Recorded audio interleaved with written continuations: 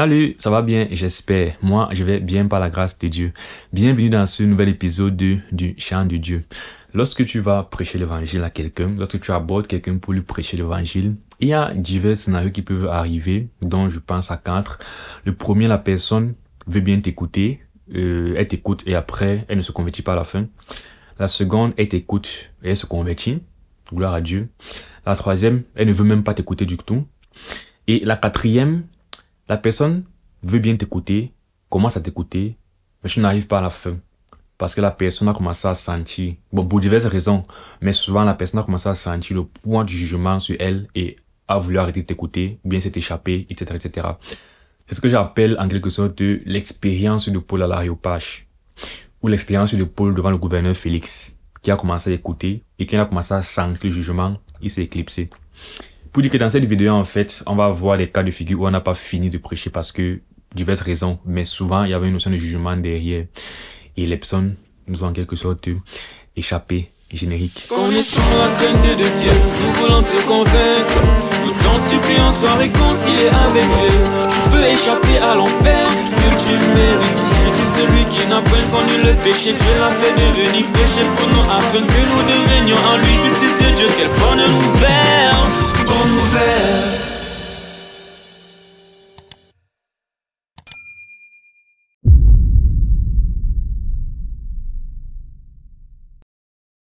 Du coup, comme c'est pas des prédications complètes, c'est pas très long, du coup, j'ai jumelé 2 cas de figure. Le premier, c'était avec 2 jeunes filles, et le second, c'était avec une mère et ses enfants, petite famille catholique. Je suis avec ma sœur colombienne, de partie. Ok, allons-y, on peut commencer par les 2 dames-ci alors, et puis... C'est des filles ou bien c'est des... C'est des filles. Ah, bonjour, excusez-nous de vous déranger. Auriez-vous quelques minutes à nous accorder? Bah là, on va partir, donc non, pas trop. Ah, d'accord.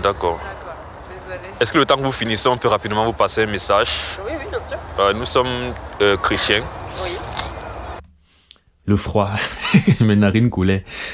Voilà, mais le truc aussi, c'est de dire que je partage aussi ça pour dire que je veux pas toujours partager quand ça se passe bien, quoi. Ça se passe pas toujours bien, mais on peut toujours apprendre des expériences, notamment quand les gens ne sont pas au premier abord disposés à t'écouter, ils sont pressés, quoi que ce soit. Est-ce qu'il faut laisser tomber rapidement? Non, il faut toujours chercher s'il y a un moyen.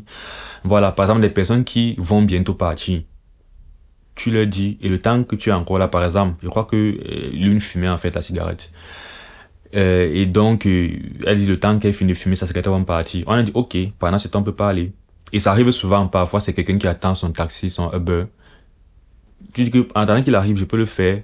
Et comme nous sommes devant une station, un arrêt, l'entrée d'une station métro, souvent, c'est des personnes qui, voilà, attendent peut-être quelqu'un, devant un grand centre commercial, qui attendent quelqu'un, ou qui attendent que le métro arrive, tout ça. Donc, voilà, on ne se décourage pas rapidement, sachant que par expérience, souvent les gens, voilà, peuvent bien t'écouter, mais il y a juste cette hygiène-là des inconnus qui s'approchent pour te parler, tu ne veux pas forcément écouter, voilà, tu veux rester tranquille. Et donc par expérience, quand tu commences à parler, et c'est là que tu vois le travail de Dieu, souvent par expérience, quand tu commences à parler, en fait, finalement les personnes, tu te retrouves en train de faire 25 minutes avec la personne sur place. Parce qu'en fin de compte, c'est la vérité, c'est le message, c'est le Dieu travail et tout. Donc voilà. S'il y a un truc qu'on peut retenir de tout ceci, de toute cette vidéo, ces 2 échanges que je vais partager, c'est ne pas rapidement baisser les bras. Après, il ne faut pas être insistant. Si tu vois qu'il n'y a pas d'ouverture, la personne est vraiment en mode, je ne veux pas écouter, tu passes à quelqu'un d'autre. Mais voilà, souvent, ça paye. Nous partageons en fait la bonne nouvelle, la parole de Dieu. Bien sûr. Est-ce que le temps que vous finissez, on peut rapidement vous passer un message? Oui, bien sûr. Nous sommes chrétiens. Oui. Nous partageons en fait la bonne nouvelle, la parole de Dieu. Oui. Et on voudrait la partager avec vous en quelques minutes. Ça joue, se trouve la bibliothèque. La bibliothèque. Alors, faut demander à l'accueil, peut-être, monsieur. Comment? Voilà. De l'accueil de la part. Ah d'accord, merci. D'être à l'accueil. Quelqu'un venu nous interrompre quand on est venu interrompre les 2 filles. Oui, donc, on disait, on voudrait vous parler de l'amour de Dieu. Vous êtes croyants? Bah non. Juste, pas du tout. C'est pour vous vraiment que nous sortons, parce que nous savons que beaucoup de personnes en fait ne croient pas en Dieu et voilà, vivent leur vie sans y penser et c'est leur droit quoi. Ouais. Nous voulons juste partager ce que nous avons vécu et voilà, vous en faites ce que vous voulez. Du coup, la Bible, qui est la parole de Dieu, nous fait comprendre que ce monde n'a pas été... Du moins, qu'il y a un créateur derrière la création que nous voyons. Ce serait quand même assez difficile de penser que c'est par hasard et c'est par accident qu'il y a toute une création qui... Voilà. Après, d'autres se disent que c'est possible. Mais en fait, la Bible nous fait comprendre que non, le monde a été créé en fait par un créateur Dieu. C'est quoi la Bible? C'est la parole de Dieu. Écrit par qui? Écrit par des hommes qui ont été inspirés par ce Dieu. Ah. Donc nous, nous avons la foi que s'il y a un Dieu qui existe, alors il veut se faire connaître à sa création, à sa créature, vous voyez. Et le moyen qu'il a voulu prendre pour se révéler, en fait, c'est la parole. Okay. Après, par exemple, il y a plusieurs courants de pensée, tout ça. Mais ce qu'ils ont au moins en commun, c'est la notion de parole, des textes. Parce que, mine de rien, il fallait quand même un moyen par lequel le créateur devait se révéler. Donc, nous croyons qu'il s'est révélé par la parole et nous testons la parole par rapport à, comment dire, certaines évidences. Par exemple, la parole nous fait comprendre que le cœur de l'homme, par exemple, est mauvais. Ah bon? Maintenant, mettons ça à l'épreuve, n'est-ce pas? Diriez-vous que vous êtes de bonnes personnes? Je dirais qu'on tend à l'être. Oui, et je Pardon? pense que On tend à l'être. C'est-à-dire? C'est ça que j'entendais par en fait, la parole de Dieu nous dit des choses qui sont vraies à nous. On sait que c'est vrai, quoi. Et parce que voilà, moi je voulais pas tout contenir, créateur. Du moment où nous ne sommes pas croyants en tout, je voulais quand même poser la notion de la création au départ, parce que c'est la base sur laquelle on va parler d'un Dieu. Et alors la justice, parce que l'évangile c'est un problème de justice qui se pose et de jugement à la fin, régler ça. Et dans la chose la plus, comment dire, commune, atteignable possible, c'est la conscience, c'est le sens de la justice qui est en nous. La parole dit en fait que, en quelque sorte, je paraphrase, que les païens qui n'avaient pas la loi, par exemple, avaient la loi écrite dans leur cœur pour dire que le sens de la justice, la notion du bien et du mal, c'est un truc qui est dans la nature humaine parce que Dieu a créé l'homme et Dieu est juste. Mais on voulait prendre au niveau de la justice pour les faire comprendre qu'en fait, je sais que la Bible est aussi vraie parce que la Bible m'a dit un truc constant dans le cœur de l'homme. Et nous pouvons tous l'expérimenter. Et il aurait donc dit le cœur de l'homme est mauvais. Et elles n'ont pas pu dire, quand il aurait demandé, êtes-vous de bonnes personnes? Elles n'ont pas pu dire oui, on est de bonnes personnes. Parce qu'une fois de plus, c'est difficile pour arriver à répondre instantanément, je suis une bonne personne. Je ne t'attends pas. Parce que si tu sais que tu es dans un contexte, tu sais où je vais en venir et tout, tu peux de manière malhonnête répondre que tu es une bonne personne. Mais là, je viens comme ça, je te pose des questions un peu bêtement. Tu vas répondre spontanément comme ce qui est au fond de ton cœur. Et c'est difficile que les personnes, que quelqu'un dise qu'il est une bonne personne une fois. Ça arrive, mais c'est rare.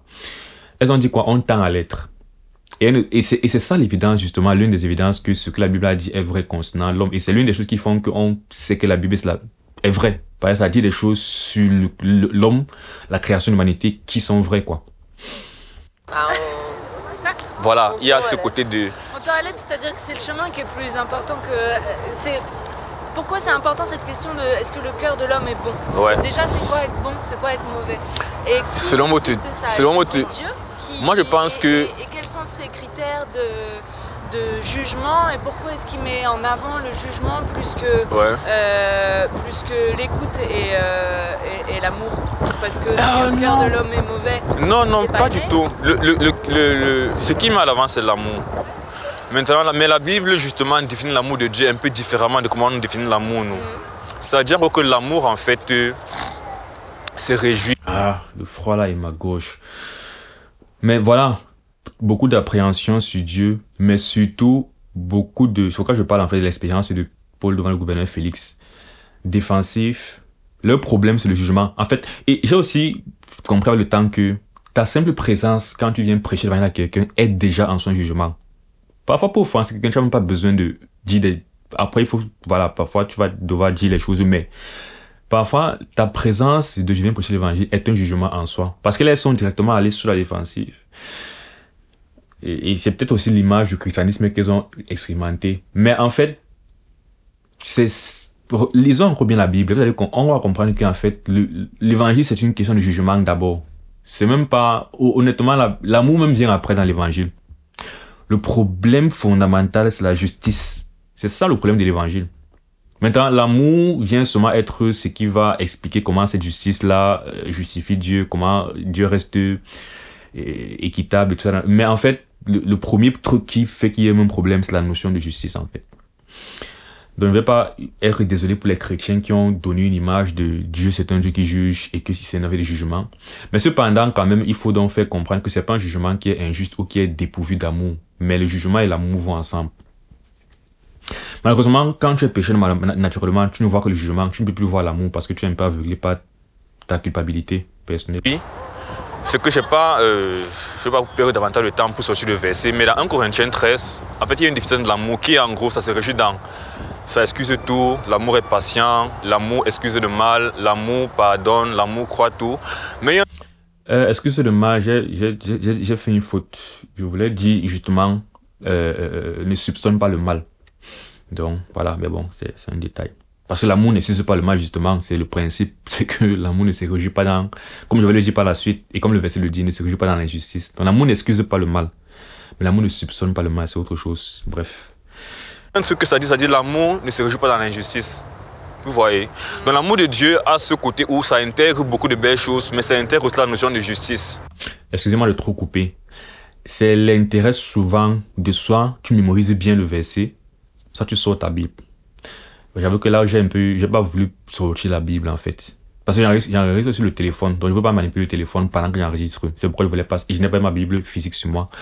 Le temps encore de chercher la Bible et tout. Et comme elles étaient pressées, voilà. Mais en fait, c'est rare que je sorte vraiment ma Bible parce que souvent j'ai les versets mémorisés et tout. Mais voilà, ça a été un petit accident.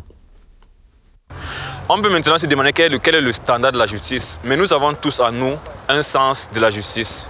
Si nous sommes en train de causer là et vous voyez une femme se faire battre par un homme, tout le monde va se dire c'est pas normal, c'est pas bien.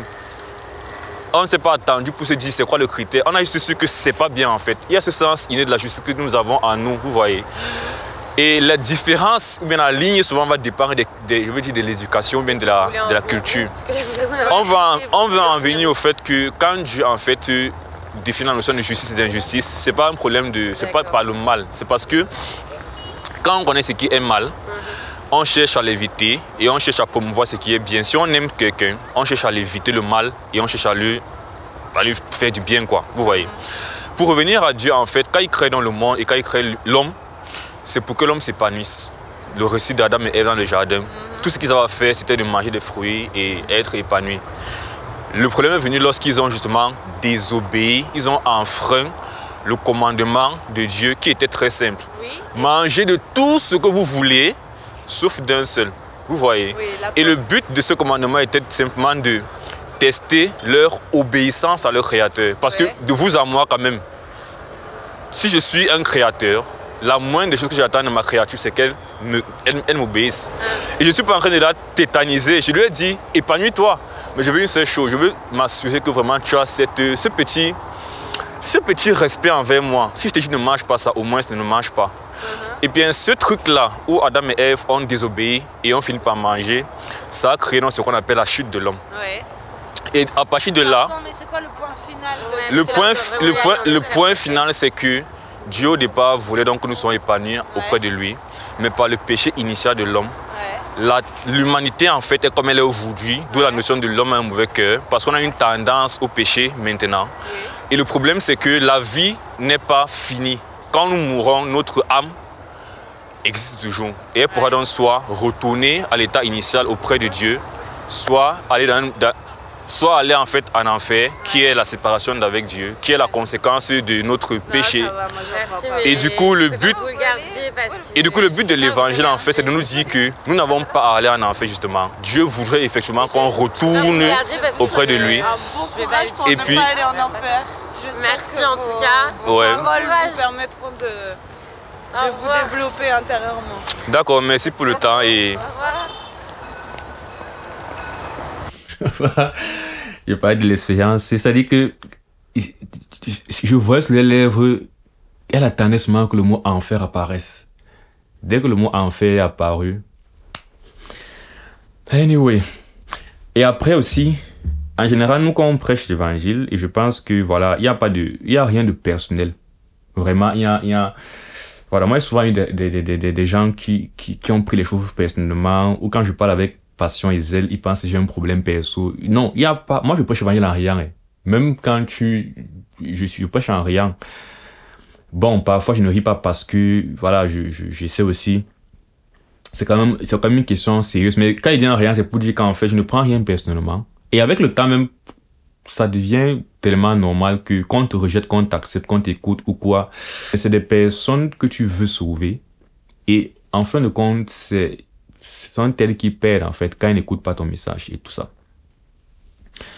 Donc, pour dire, en fait, qu'il faut toujours être poli, respectueux. En fait, c'est vrai que parfois la chair, voilà, c'est arrivé que la chair ait pris le dessus et je me suis repenti. Mais en général, il n'y a pas de problème. Si quelqu'un ne veut plus écouter et tout, il n'y a pas de souci. En fait, même, voilà, elle a pu écouter quelques 2-3 paroles et on rend grâce à Dieu. Donc, c'était la première expérience du gouverneur Félix, de Paul devant Félix, ou bien de Paul à l'aéropage. Quand il a commencé à parler de résurrection, ou bien de jugement, on a dit, bon, arrête ici. La seconde expérience concerne dans une famille catholique. Bonjour, excusez-nous de vous déranger. Nous sommes chrétiens et nous sommes en train de partager la parole de Dieu. Et nous aimerions savoir si ça vous dérangerait de nous accorder quelques minutes pour écouter ce que Dieu dit en fait. On est déjà croyants, catholiques, donc là vous prêchez les convaincus là. Et c'est mal? Non. Alors, à l'église on prêche tous les dimanches. Pardon? À l'église on prêche tous les dimanches. Nous? À l'église on prêche tous les dimanches à des croyants. Oui. Donc, oui. Il n'y a pas de mal. Non. Ok. Mais pas que le dimanche non plus. Justement, non, c'est juste pour dire qu'il n'y a pas de mal à ce qu'un croyant prêche à un croyant en fait. Ah oui, oui, d'accord. Oui, voilà. Voilà, comme toujours. Moi, j'ai compris, voilà ce qui se passe. Nous sommes croyants catholiques. Je vais maintenant essayer de comprendre. Quand je dis catholique là, catholique, bref, je ne vous cache pas que, voilà, quand tu me dis que tu es catholique, pour moi, c'est pas un point dans le bon sens. Pour moi, c'est même malus pour toi en fait. Après, tu peux être catholique et tu as compris l'évangile. C'est pourquoi, par la suite, il faut maintenant qu'on cause évangile. Donc, tu peux être catholique, tu peux être sauvé, mais tu n'as pas encore bien compris beaucoup de choses. C'est pourquoi tu es resté catholique. Mais catholique ne veut pas dire que tu n'es pas sauvé. Mais catholique veut dire, pour moi, il y a de grandes chances que tu n'aies pas compris l'évangile. La seconde chose, c'est donc que, au cas où peut-être catholique, tu prêches à quelqu'un, il dit qu'il est catholique, tu n'es pas sûr qu'est-ce qu'il faut que j'insiste ou pas. Un truc pour savoir si quelqu'un est sauvé, un bon indice. Quand tu viens prêcher à quelqu'un qui est sauvé, il ne va jamais être en mode « je suis là sauvé, non merci ». Il va plutôt être en mode « du moins, il peut te le dire, mais la manière de le dire, parce que là, dans sa manière de le dire, ce qu'on perçoit, c'est votre passé. Pour avoir été pour avoir moi-même reçu des personnes qui viennent me prêcher l'évangile, la réaction quand ils voient quelqu'un qui vient me prêcher l'évangile, c'est que je suis content de voir un frère qui est en train de bouillir pour le Seigneur, qui est en train de servir Dieu. Je peux parfois faire genre je ne suis pas sauvé pour écouter son évangile aussi, mais la plupart du temps je suis tellement content que je vais juste être en train de sourire en mode je suis même chrétien et tout. En fait il y aura un côté de voici un frère et je veux vouloir causer, discuter à la personne, échanger, tu vois. Donc pour et d'un autre côté, j'ai déjà eu justement, par expérience, rencontré des personnes justement qui disent qu'ils sont déjà chrétiens, mais qui sont bizarrement hostiles envers un autre chrétien. En fait, il y a trop de choses, de questions derrière. Parce que parfois, c'est peur que des sauvés, mais qui sont dans une église, on ne les a pas bien appris la notion d'église et d'unité, de corps de Christ. Même ça, c'est bizarre parce que le Saint-Esprit, si on a le même Saint-Esprit, vraiment, tu rencontres quelqu'un qui est en train de faire l'œuvre de Dieu.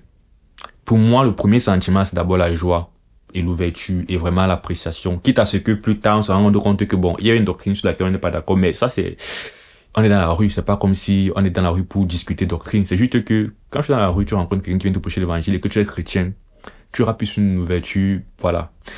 Donc moi, quand je prêche à quelqu'un et que je dis qu'il vient pour te prêcher, la personne me dit, elle est là chrétienne et je perçois en ça qu'elle est en train de me dire, passe ton tour, continue seulement ta route. Pour moi, c'est encore une raison de plus pour rester, essayer de lui prêcher l'évangile et de comprendre ce qui se passe dans son cœur, quoi. Mais je vais quand même être honnête, c'est que nous, quand on sort prêcher l'évangile, nous, on pense qu'il y a des gens qui ne connaissent pas du tout Dieu et qui ont besoin de le connaître pour être sauvés. Mais on pense aussi que dans Matthieu 7, Jésus a dit, Matthieu 7, 21, je cite parce que vous êtes croyants, donc je cite quand même un verset. Jésus a dit, croyant, comme toujours, voilà.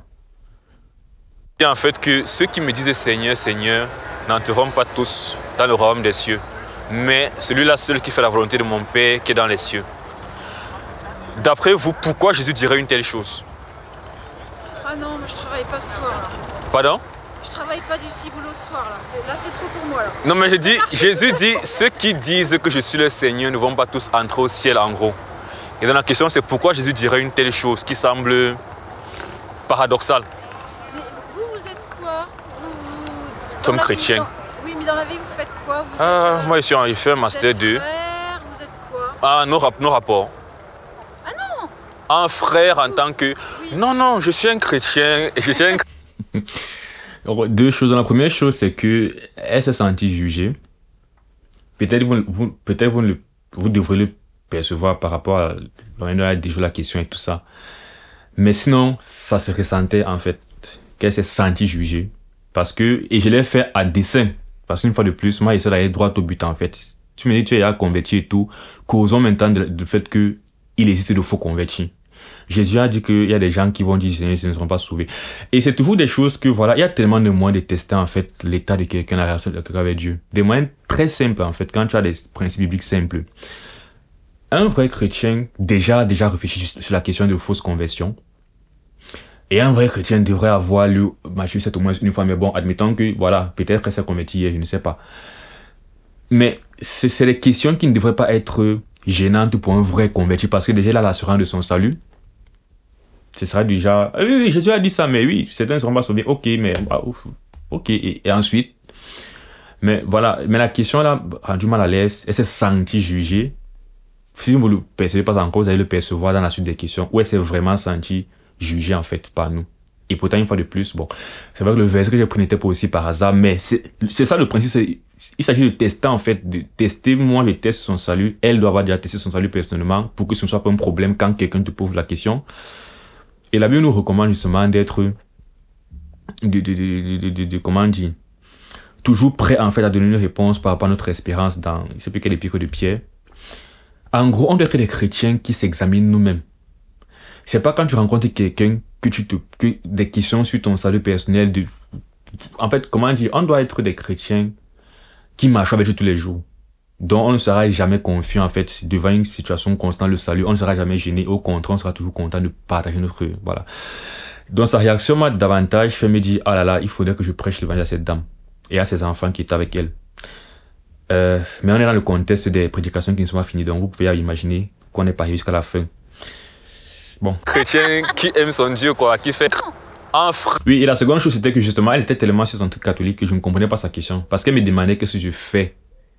Et puis elle demandait est-ce qu'elle a demandé si je suis un frère. Et comme j'étais avec une sœur en Christ, je croyais qu'elle demandait si je suis sa sœur, donc je ne comprenais pas. Mais elle parlait plus frère, probablement dans le sens de... à l'église catholique, peut-être, je ne sais pas trop si... Je sais qu'il y a des prêtres qu'on appelle pères, je ne sais pas si aussi des frères. C'est dans ce sens qu'elle demandait quoi, genre, quel est ton... Comment on appelle ça là? Ton ordination. On t'a ordonné quoi dans l'église? Où est ton rôle? Où est ton diplôme de... Ça fait que un mois que tu prêches, on t'écoute pas. Ton temple n'a pas de frayon, on t'écoute pas. Qui a fait ton ordination, on t'écoute pas. Dans la foi qui est ton père, on t'écoute pas. T'as pas de diplôme officiel, on t'écoute pas. Tu n'as qu'une dizaine de membres, on t'écoute pas. Ta Bible est sur quel appareil, on t'écoute pas. Ta chaussure n'a pas l'air nouvelle, on t'écoute pas. Bref. Moi j'étais là, non, je suis juste un chrétien et puis voilà. Nos rapports. Un frère en tant que... Oui. Non, je suis un chrétien qui aime son Dieu, quoi, qui fait la grande commission, qui va et qui prêche l'évangile à toutes les nations, comme Jésus a demandé. Mais sinon, je suis un jeune étudiant, et puis... Et vous faites ça toute la journée? Non, moi je le fais le mercredi soir, ou vendredi soir souvent. J'essaie de trouver du temps, en fait, dans ma semaine pour prêcher l'évangile de Dieu, et pour ne pas justement attendre le dimanche, pour être chrétien, quoi. Donc j'essaye tant bien que mal, de faire des choses pour Dieu, quoi. Mais il y a des choses aussi, parce que là, vous prêchez effectivement la bonne parole, ça c'est sûr, les gens écoutent. Mais est-ce que vous faites du bénévolat? Vous faites quelque chose pour Dieu, pour l'Église? Vous faites quelque chose? Parce que ça c'est important. Oui, c'est important. Ouais, moi, C'est à cause des choses comme ça qu'il dit que c'est senti jugé en fait. non, je fais pas. Bénévolat, ça dit quoi? C'est-à-dire que vous c'est le catholicisme? Non, C'est quoi? on est baptiste. Vous êtes? Bon, moi, je vais à une église baptiste. Ça, c'est-à-dire qu'on croit le baptisme de John et aussi on croit la Trinité de Dieu. Parce que c'est le christianisme. Mais, Je ne connais pas. mais le point, c'est... Nous, on fait une partie. Parce que la vie chrétienne, il y a beaucoup de choses. Il y a le rapport avec ton prochain qui n'est pas croyant. Le rapport avec ton prochain qui est croyant. Le rapport avec l'inconnu. Il y a plein de choses. Et dans tout ça, en fait, on grandit, on s'améliore. Donc nous ne venons pas ici vous dire que nous sommes mieux que vous voyez. Nous venons ici faire une partie des choses que Dieu a demandé qu'on fasse, entre autres.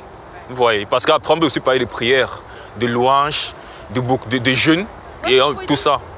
Vous voyez. Il y a ça, je suis d'accord avec vous. Donc là, j'ai voulu un peu lui faire comprendre que non, ne vous mettez pas sur la défensive en mode on est mieux que vous.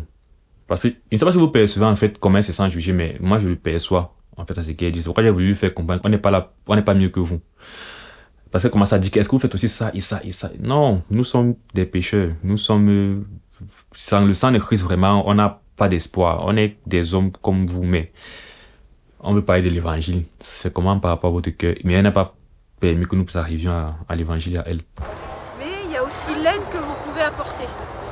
Ça aussi, c'est précieux. Non, mais bien sûr que nous aidons comme vous. Attends. Le point, c'est de dire que j'aurais dû, au lieu d'être ici, nourrir les pauvres en route. Je ne comprends pas trop. Le point, c'est quoi en fait? Je ne comprends pas le point. Le point, quand vous avez parlé du bénévolat, le point, c'est... C'est pas forcément les pauvres. C'est pas forcément les pauvres. Ça peut être des enfants, ça peut être des gens qui ont besoin d'un coup de main pour apprendre à lire. Ça peut être plein de choses. Non, mais on aide comme on peut. J'ai des amis qui... En fait, je veux dire, je ne suis pas une ONG qui... Voilà, je suis un être humain qui a des relations avec des hommes et qui aide quand il peut, quoi, vous voyez. Après, quand je marche dans la rue, parfois je vois des mendiants, je donne l'argent. Quand je... Voilà, c'est... Mais je ne suis pas dans une association programmée où j'ai des jours où je sors aider les inconnus, vous voyez. Mais cependant, en tant que chrétien, dans les activités que nous avons, je dois louer le Seigneur. J'essaie de le faire tant bien que mal. Je dois prier, chanter et je dois prêcher l'évangile. Et ce soir, je suis en train de prêcher l'évangile. Comme d'autres jours, je fais d'autres choses. Comme les personnes qui disent l'écriture, parce que dans l'écriture, il parle que Jésus même, il a guéri beaucoup de gens. Il a donné de manger, mais le chercher pour ça. Jamais pour suivre qui est Dieu. Mais seulement pour les miracles, pour les choses qu'il donne. Il donne à ces gens. Mais Dieu cherche maintenant une personne qui l'aime en vérité et en esprit. Parce qu'il y a beaucoup d'associations qui les laissent les trompettes et ils disent oui, c'est moi qui l'aide à les gens et comme ça. Mais c'est Dieu dit dans l'écriture. Tout ce que tu fais, ta main droite, ne le fais pas, qui ne le savent pas, ta main gauche. Je suis désolée, mon frère vient d'arriver. Ok. Ça fait 3 ans que je l'ai pas vu alors. Ok, du coup, bonne soirée. Merci. Au revoir. Donc là, son frère arrivait, il est parti. Et c'est dommage. Parce que c'est vrai que le temps qu'on nous a perdu avec ces questions-là, on aurait pu lui parler de l'évangile. Mais en même temps, c'est ça, il faut trouver l'équilibre entre, en même temps, ne pas être rude et ignorer les questions des gens et donner ton message.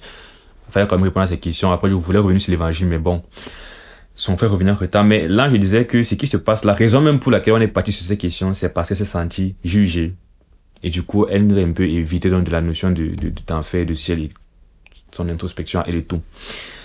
Après la sœur, ce que la sœur était en train de dire, c'était que, et parlant justement de donner tout ça, parce que moi, personnellement, un peu plus au dépourvu, c'était tellement inattendu comme question. Ça dit que, oui, tu prêches l'évangile. Est-ce que souvent tu fais le bénévolat dans un contexte de chrétiens qui prêchent l'évangile? J'étais un peu en mode. En fait, je comprends le raisonnement. Comme elle dit, c'est pourquoi elle a demandé quel est le point. Parce que ce qu'elle était en train de faire, c'était une méthode défensive. Pour se défendre de manière inconsciente, en fait, elle a voulu, en fait, nous faire comprendre, nous, que nous ne sommes pas d'assez bonnes personnes, on ne fait pas assez de bonnes choses. C'est un moyen de défense pour elle, j'ai compris ça. Et comme elle disait, c'est passé sans juger. Il faut qu'elle nous mette un peu dans une situation d'inconfort par rapport à nos œuvres et tout ça. Sauf que, voilà, il y a trop de choses derrière ça. Mais, du coup, ce que la sœur expliquait aussi à côté, c'est que, souvent même, et même quand j'ai commencé un peu à citer que je fais si je fais ça, j'étais mal à l'aise parce que c'est bizarre d'être en train de citer que je fais si je fais ça. Autrefois, j'étais cet homme qui faisait ci, qui faisait ça. Ça semble trop à mon sens, ça semble trop prétentieux en fait. Tu vois. Dans un contexte où on vient de prêcher l'évangile et que c'est un truc que Jésus a demandé qu'on fasse, demander de citer ou bien de qu'est-ce que tu fais de bon dans ta vie, pour moi c'est... Parce que si je viens devant toi, je commence à te citer qu'en fait, moi, il fait souvent ça. Tu vas trouver ça prétentieux et bizarre. Donc, de la même façon, en fait, quand tu me demandes ce que je fais, c'est bizarre, en fait. Voilà, parce que pour te répondre, je me trouve en train de devoir citer ce que je fais et ça est un peu prétentieux et c'est bizarre. Bon. Donc, il y a ce truc-là. Et donc, ce que la sœur expliquait, c'était que, et souvent même, justement, les associations qui font dans le bénévolat et l'humanisme et tout ça, vont souvent justement trop crier, toi qu'on fait si on fait ça, parce que voilà, je veux pas commencer à vous dire que je fais de bonnes choses, mais il arrive que je fasse des choses intéressantes dans ma vie, quoi, mais on n'est pas pour citer ça.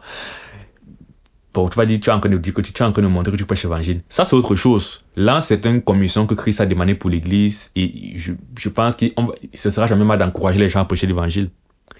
Et prêcher l'évangile n'a rien de glorieux en soi, en fait, parce qu'on sort sur le froid, on se fait ignorer tout ça, bref. Par contre, donner l'argent aux pauvres, c'est un truc de glorieux, quelque part. Dans la sœur disait donc que la parole demande que quoi? Que quand tu fais le bien avec ta main droite, que ta main gauche ne le sache pas. Et elle disait aussi que beaucoup de gens, justement, suivaient Jésus-Christ pour le pain. Et pourtant, Jésus-Christ, c'est qui veut, c'est les gens qui l'adorent en esprit, en vérité. Bref, qui le suivent pour la réalité. C'est tout une moyen de dire que nous, on veut descendre sur le spirituel, madame. C'était quoi la dernière chose qu'il voulait dire? J'ai oublié la dernière chose qu'il voulait dire, mais dans tous les cas, ça arrive souvent, voilà. C'était ces deux cas de figure de expérience de Paul devant le gouverneur Félix, où je cherche un nom que je vais donner à ça, parce que je vais souvent aussi partager ce type de trucs qui ne se sont pas bien terminés, mais qui peuvent nous faire quand même apprendre des choses, voilà, comme ça là, et souvent je vais faire comme ça des petites compiles. 2-3 vidéos, comme c'est pas long, comme ça je colle 2-3 et puis je partage. Voilà, c'est la fin de cette vidéo, donc j'espère que du coup il y aura quelque chose que tu pourras ressortir d'édifiant, d'intéressant, d'encourageant dans ça, et comme toujours, sois encouragé, sois fortifié dans la prédication de l'évangile à ta famille, à tes proches, à tes amis et même à des inconnus. On se retrouve dans une prochaine vidéo. Que Dieu te bénisse, porte-toi bien d'ici là. Ciao.